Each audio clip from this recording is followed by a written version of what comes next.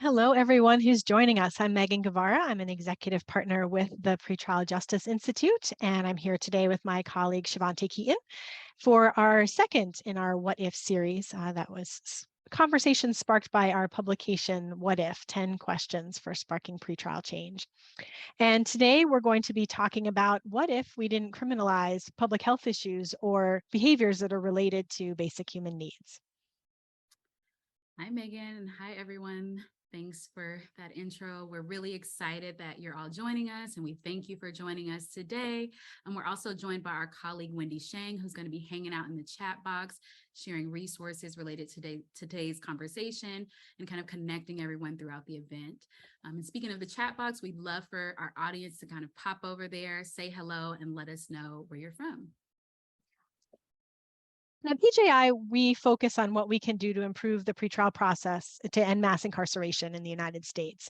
And we recognize that a major contributor to that is just the sheer number of behaviors that we criminalize in our society, that there are so many things that are related to people's health, to their needs, where we have decided that adding them to the criminal code and making them a criminal legal system issue is the solution. And we know on the misdemeanor side, we're talking about 13 million people every year who are charged with minor crimes that can be as small as littering. And we put those sometimes in the same bucket as violent crimes like domestic violence or other things that are a greater concern in terms of public safety.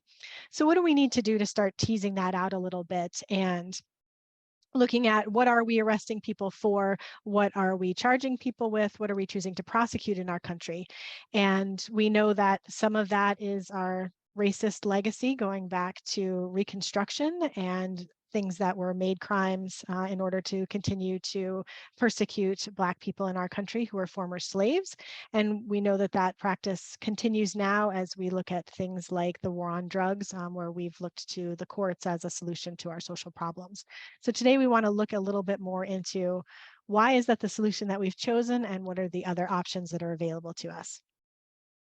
Yeah, and related to what Megan was sharing, we see a lot of public health issues or survival issues that have become a part of the criminal legal system. Things like homelessness and poverty, substance use, or mental health crises are all, social issues that we've seen criminalized. And we know that criminal codes have been created to actually make these behaviors crimes, things like loitering, littering, as Megan mentioned earlier, trespassing, or even disorderly conduct, right? We understand that some behaviors related to those crimes can be inherently dangerous, but the mere criminalization of those behaviors really widens the net and allows for more folks to come in contact with the criminal legal system. Like if we look at homelessness, for example, right?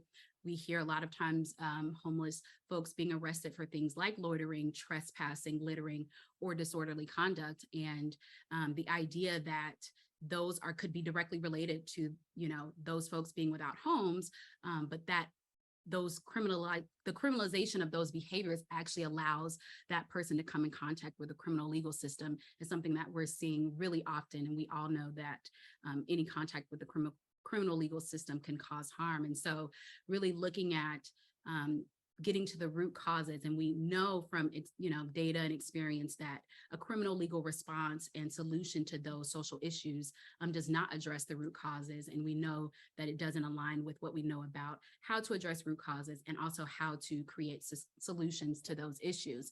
And so decriminalization is really a way that we want to constantly be talking about a different outcome, right? And decriminalization of basic needs or social issues or public health issues could look like changes to criminal code, right? Or choices not to arrest in certain situations where folks may come in contact with police or the criminal legal system. And then also choices not to prosecute, right? So if folks do come in contact and there is an arrest made, there still are choices not to prosecute particular behaviors if they're related to social issues, public health issues, or just basic survival needs. Absolutely, Shavante. And I'm really excited to see the diversity of geography that's here joining us today. Folks all the way from Hawaii and Guam, thank you for getting up early to join us for this conversation. And I'm sure that the issues that we're talking about here affect every community that is participating in this event, from the East Coast out into the Pacific Ocean. And we're going to be spending time today close to home for me, with guests from here in Colorado, and some efforts here to try to tackle the opioid epidemic and the incredible spike in deaths related to opioid use over the past couple of years, which again, I'm sure is not a unique issue here in Colorado. But earlier in 2022, we passed the Fentanyl Accountability and Prevention Act, which made it a felony to possess even small amounts of fentanyl here in Colorado. And the bill contains a lot about treatment and about access to treatment for folks, but it uses the criminal legal system as the pathway to be able to get there. So I'm really excited to invite our two guests to join us, Jessie Broom and Jennifer Dillon, who are both activists from the Bring Our Neighbors Home coalition, who've been organizing around this issue. And I became aware of the Bring Our Neighbors Home coalition when they were involved in bail reform efforts here in Colorado and other pretrial efforts last year, and excited that they're continuing their work on issues that touch pretrial. So Jessie and Jennifer, I'd love it if you want to turn your cameras and your mics on and join us for the conversation. Thank you so much. Thank you.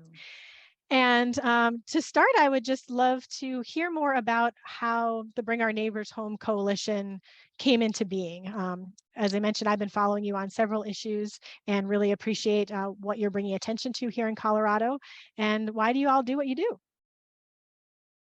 Great, yeah, so thanks for inviting us. Jessie and I actually met on Twitter in 2021. Elizabeth Epps, she's the founder and director of our local community bail fund, and she just has a really big Twitter account, big following in Colorado, and she posted asking people to contact their Colorado state legislators in support of a bill that had just been introduced, Senate Bill 62, which would have required police to write a summons to court instead of arresting people and jailing people for low-level nonviolent offenses. So people were replying to her, what should I say? Who do I send it to? How do I figure out who my rep is? And so I just did some quick research online. I wrote up a little letter. I shared it in her replies. And Jessie, who's a total stranger to me at the time, she took my letter, she put it into a beautiful Google Doc. She added links to a fact sheet. She added a link where people could easily find their reps. And, it just took off. We didn't know that would happen, but people were sharing it everywhere. And so the next day I messaged Jessie on Twitter. I just said, hey, you want to hop on the phone and see if we can help Elizabeth pass this bill? We're both really passionate about ending mass incarceration and police violence, but we didn't know anything about the legislative process when we started this. Elizabeth Epps and her cohort working at the Colorado ACLU at the time, Rebecca Wallace, they were just so gracious. They brought us right in and taught us everything we needed to know about legislative advocacy. Pretty soon we just found ourselves right in the center of the hot political fight of the 2021 legislative session. Yeah, talk about an accidental soapbox. But we just decided to keep using that. And so we used it to rally the community, who responded with, gosh, like so much passion, so much enthusiasm and willingness to take action. So much so that Google Doc, it grew and it grew into a web page of actions and then a full website. My background is as a web designer. These pages actually got thousands of hits over the course of the legislative session. It was wild how engaged people were. And, we found, people are really willing to take new steps and new actions, like shockingly often, if you give them resources and make it easy. So at the end of the day, that bill, SB 62, did not pass. Something that we learned is that good legislation takes years to pass.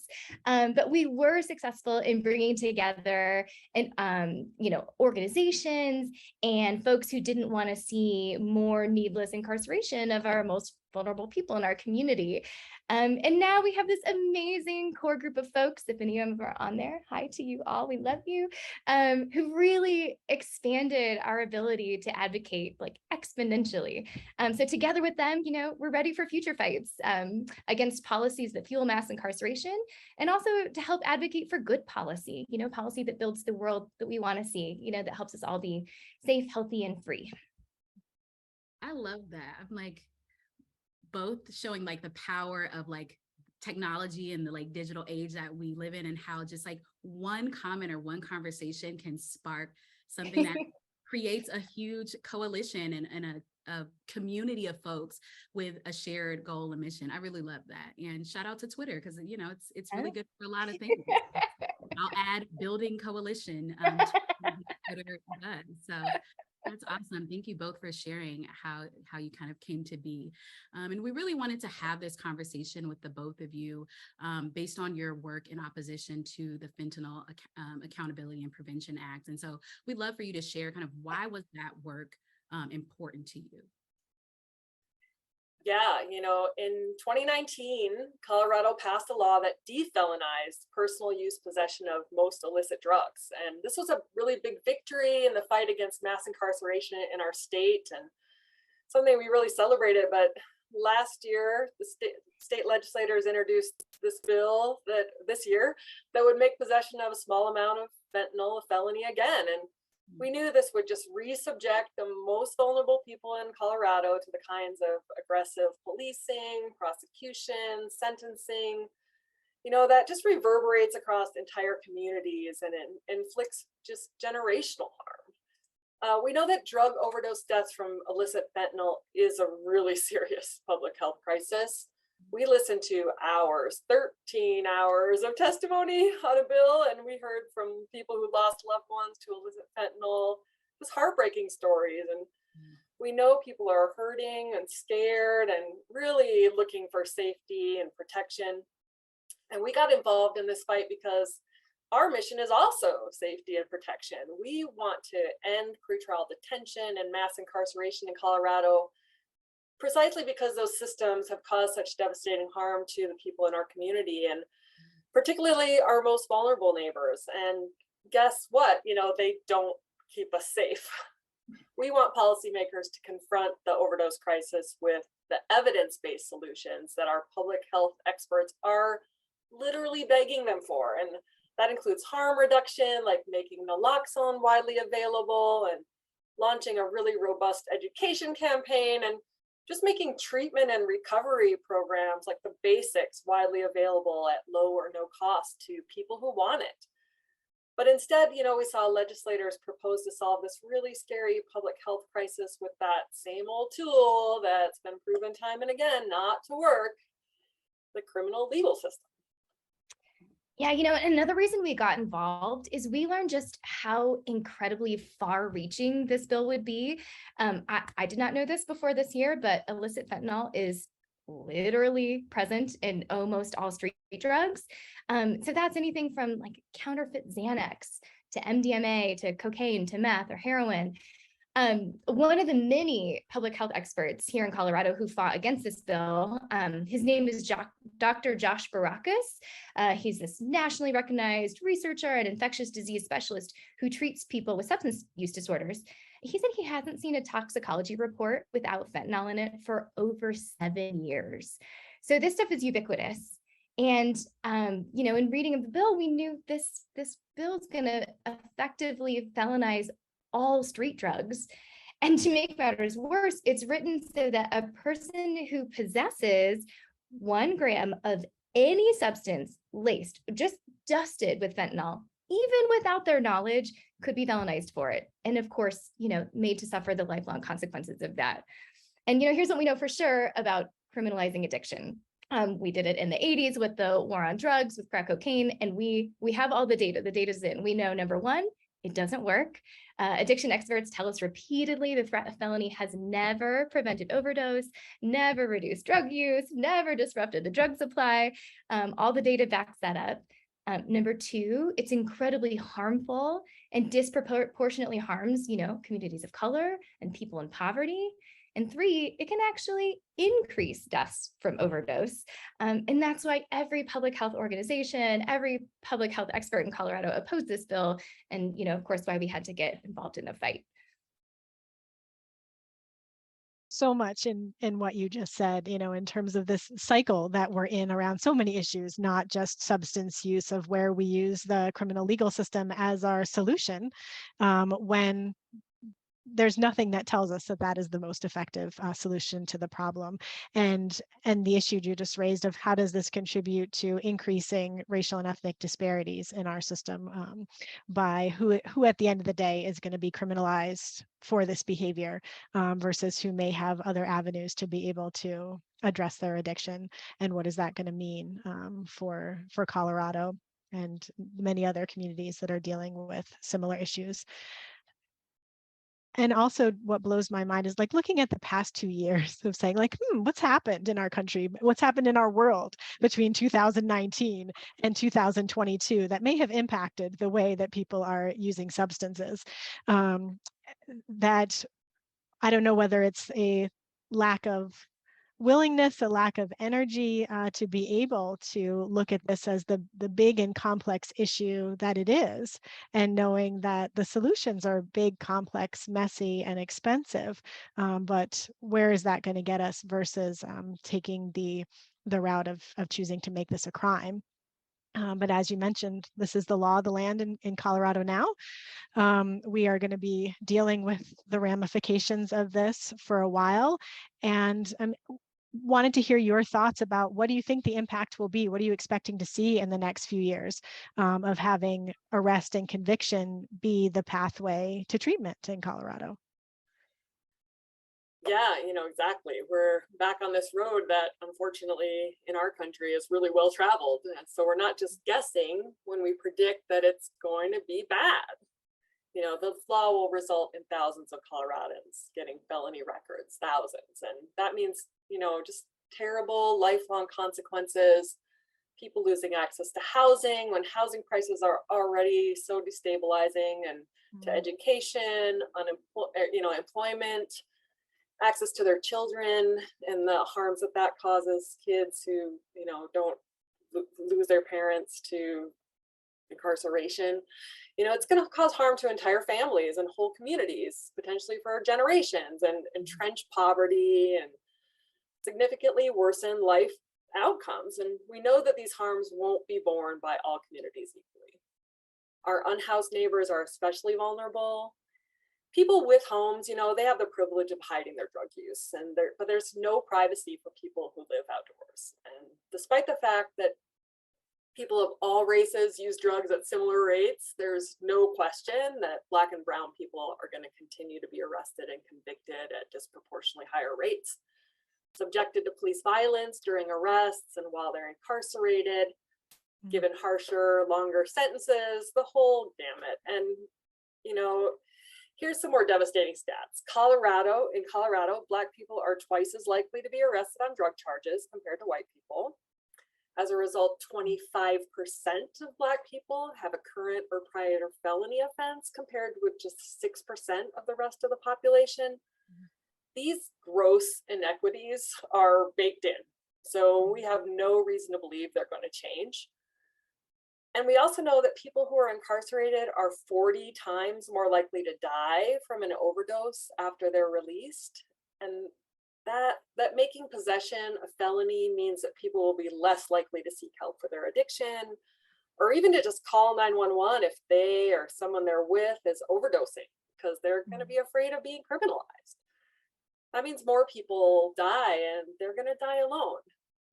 Public health experts, addiction specialists, healthcare professionals, they all told us across the board that, we can't arrest our way out of a public health crisis. And I think the most frustrating part of this bill for us and for the doctors and scientists who just turned out in droves to testify against it was just the blatant lack of focus on the one thing that we all know and it's proven to be most effective, and that we don't have already in our community, and that's treatment. Yeah, as a state, this is really sad. We are really already failing folks who are actively seeking treatment for addiction.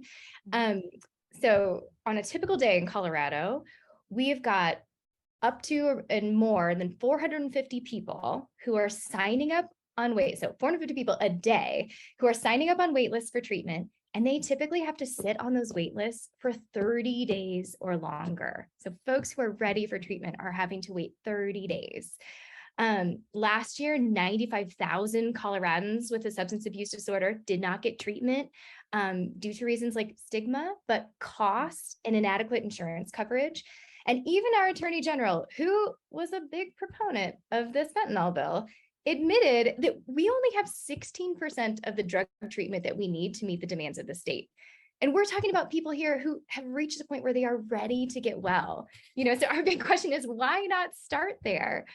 And the treatment that is in this bill, as Meghan mentioned at the beginning, that it provides for its mandatory coerced care. So that's where a person is arrested for possession and then coerced into treatment to avoid jail time.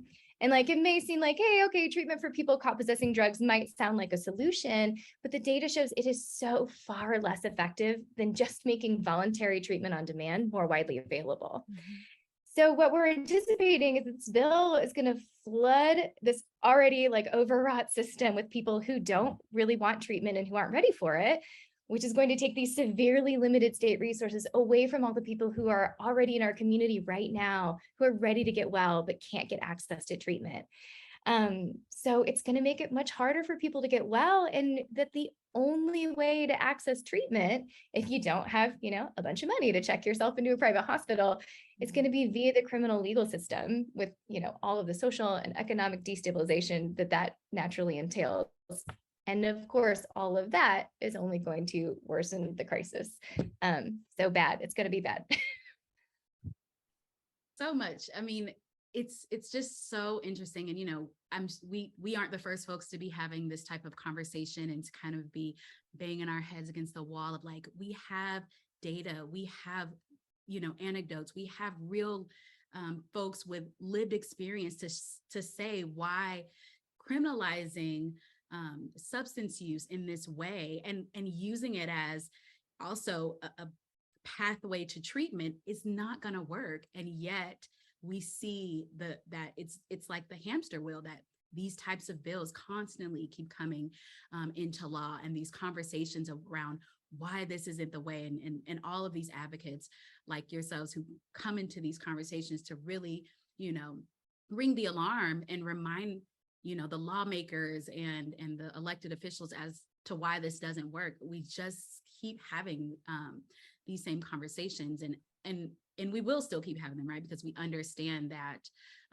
voices have to be heard on it, but it's just listening to both of you share the data around Colorado, and we know that communities across the country probably have similar data to show that these types of strategies, these laws, these approaches have not worked.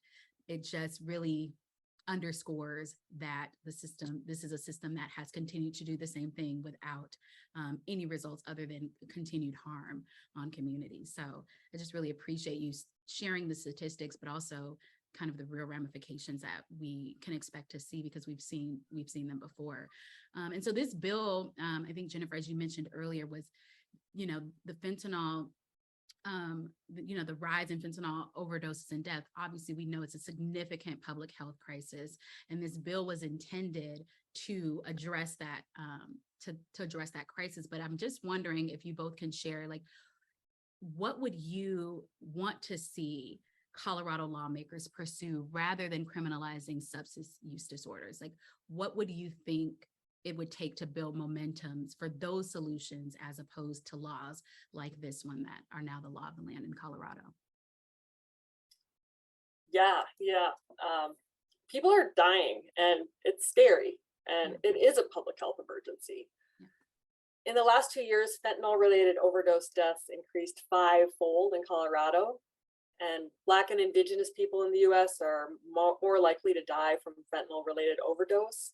It's really imperative that we act, and that we act boldly. So the first thing we'd like to see Colorado lawmakers do is just doing what they committed to as part of the state's behavioral health transformational task force effort that took place over the course of last summer prior to this legislative session. And the governor's public safety pledge he made earlier this year, which is simply treat behavioral health issues with evidence-based solutions. It seems like when they're putting out reports and making statements, they really understand that this is the case. But when they go to make policy, we see them rely nearly exclusively on law enforcement input. And like you said, Shavante, they don't bring people with lived experience to the table when drafting the bill. At first, they didn't even bring healthcare professionals or addiction experts to the table when they drafted this bill. And that's just a recipe for bad public policy. The wild thing is they seem genuinely surprised when all the public health experts in the state came out loudly against the bill. They thought adding a couple of little harm reduction type things in was going to satisfy people. But, by the time they got all that pushback, it was really late in the day. And I think it seemed to them like it was too late to reverse course. So we'd like to see them start collaborating upfront with public health experts and with people who have lived experiences with substance use disorders, rather than just reflexively falling back on these failed carceral solutions every time.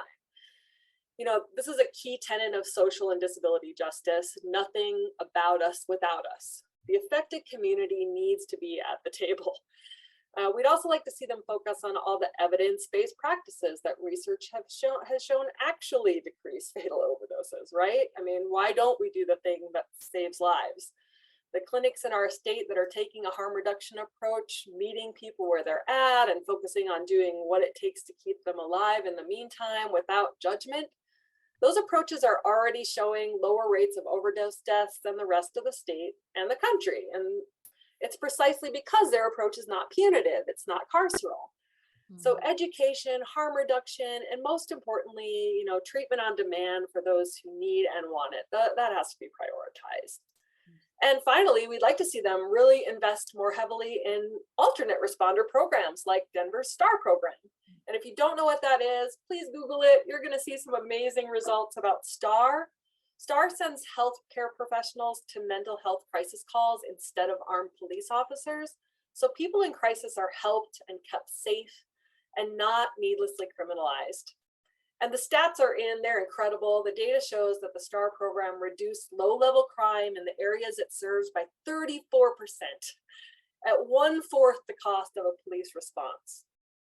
And nobody who received a service call from a STAR van ended up being criminalized. That's amazing. That just goes to show we can help people. We can keep people safe. We can make our communities significantly safer in the process and not throw folks in jail and spend less money. It just seems like such a no-brainer. And by the way, I want to make a real important distinction here because these things often get conflated. I'm talking about community-centered alternate response programs not overseen by law enforcement, as opposed to co-responder programs that we also see popping up. In response programs, they send law enforcement paired with a community responder. In co-responder programs, police call the shots, and police and people in crisis are still criminalized. So there's a really important difference. Yeah, and I know we're running short on time here, so I just want to briefly talk about as far as what it would take to build momentum for these issues. I think one thing we need to really know and understand is that we are up against some significant forces. I know in Colorado and in many other states, there is this false crime narrative being perpetuated by people often with big money who use fear mongering to call, for a retreat back to failed, tough on crime policies. And, as long as we allow those voices to be louder than ours, we're going to get policy that looks like the fentanyl bill. So we have to push back. And, just a real quick kind of wild statistic to show you how powerful these forces are. Coloradans overwhelmingly do not want to return to these failed policies. A poll from earlier this year showed that 73% of Coloradans across the political spectrum wanted a response to the fentanyl crisis that focused on prevention and treatment, not punishment and incarceration. But in spite of that, we got the fentanyl bill. And we won't name names, but we know many legislators who voted for this fentanyl bill, not because they agreed with it, but because it's an election year and they felt like they couldn't risk being painted as soft on crime. Yeah, exactly. You know, in order to fight these forces, build this momentum, like you asked, you know, we need to do a couple of things. We need to keep building, strengthening our coalition of organizations and people who understand that carceral solutions are not the way forward and who are ready to fight for that. And there's a lot of people out there who feel that way. That's what we found. And we want to leverage that coalition to communicate our message loudly and on all fronts to policymakers. And we need to elect better policymakers, elect better legislators. You know, in terms of coalition building, we want to encourage everyone to seek out and support existing organizations already engaged in this work, especially those with Black and brown leaders who are advancing the ball up the field. You know, these are the folks who are closest to and most affected by these policies. They have lifelong lived experience and they have the clearest analysis. And by the way, if you want to see a list of organizations here in Colorado who work to stop or reduce harm in the fentanyl bill, we'll make that available along with a lot of other information. I know we've been throwing out a lot of stats. There are so many ways to communicate to lawmakers, and we need folks doing all the things. And that can be making phone calls, sending emails, posting on social media. But it also looks like writing a letter to the editor, showing up for a town hall with your legislator and asking those pointed questions. Scheduling an in-person meeting with your DA and bringing your neighbors to that, you know, or coming to testify about a bill. And if those things sound scary to any introverts out there, I'm an introvert. I can personally attest that it won't in fact kill you. And if you're in Colorado, you can join Bring Our Neighbors Home at bringourneighborshome.org. Sign up for our email actions or just follow us on Twitter rather than cluttering up your email box. But we'll provide talking points and tons of resources to make this kind of communication with your reps super easy. Thank you so much. Yeah, we're at time, but everybody, we've got all of your contact information in the chat box, and we'll follow up with people for folks who are interested in getting involved in the coalition. And we've already heard from people, please send us all these links. So we'll make sure that we get back to everyone with the links that we shared today. And I know that I'm going to be thinking about a lot of what you all said today, and especially the idea that this is what communities want. Communities want solutions that are focused on treatment, on addressing the root causes of public health issues rather than criminalizing them. And we need to take that collective power and use it to translate into the policies that are being implemented across our states and across our country. And we're so thankful to coalitions like yours for the work that you do and for informing the work that folks like Shivante and I do as we look for what are the best pretrial policies that we can be promoting across the country. And for all of you in the chat box that also do this wonderful work, we'd love to hear from you as well. We know that there's a lot of great things that are happening in small pockets around the country, and we want to be able to raise those up and share those with our audience. So thank you for joining us today, and Shivante's going to close us out. Yeah, well, thank you, Jessie and Jennifer, for this amazing conversation. And of course, Meghan, we really appreciate you as our guest in this conversation. Thank you to everyone for joining us and for staying 3 minutes over what we promised would be a 30-minute conversation. Our next event, the third in our series, will be on August 30th, and it'll focus on the question of what if safety was two-sided? And our special guest for that conversation will be Dr. Nika Jones-Tapia from Chicago Beyond, and you can RSVP for that event in the link in the chat. But don't fret, we know we're going to end very shortly, so please look out for emails coming from us, which will also share more information about that event. We will send an email with the recording and resources that were shared in this event. We will also be sharing our new PJI help desk where you can get information about how to get assistance with your local change work. And we'll be sharing some new pilot courses that we're doing this fall. So again, thank you all for joining us, and we look forward to seeing you at our next event in 2 weeks. Have a great one. And tweet your questions at us if there was anything you asked and we didn't have a chance to answer, or submit them to the help desk, and we'd love to continue the conversation. Thanks again, everyone. Take care. Bye-bye. Thanks, everyone. Bye.